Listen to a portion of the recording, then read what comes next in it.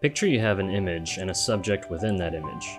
How big do you make it? That depends on how much you want to emphasize it. But a rule of thumb is that the bigger it is in the frame, the more important it is.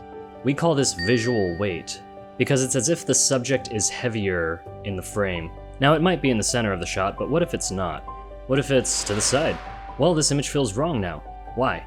Imagine you have a scale with a little fulcrum in the middle. That'd make this image unbalanced. In order to visually balance it, you need to put something of equal weight on the other side. Or instead of a big weight, you could have a few smaller weights, and it still works compositionally.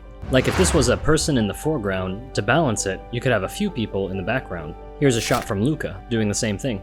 Notice how they're smaller in the frame, but the two of them are balanced with the foreground character. Here's another example from Fellowship of the Ring. Notice the ring is massive and low in the frame.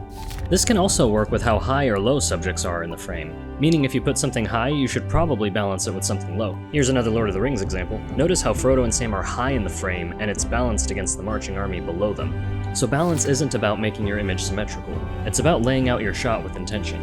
And this could be an example of knowing rules before you break them too, because you can make an unbalanced image if you have an aesthetic reason to do so. In this scene from Spider-Verse, Miles was left tied up, and you can see it's totally unbalanced because of the distress he's going through. Later on in the scene, after he has a heart-to-heart moment with his dad, things get more into order. So remember, whether you have 1 subject, 3 subjects, or 10, make sure you lay out your shots with intention.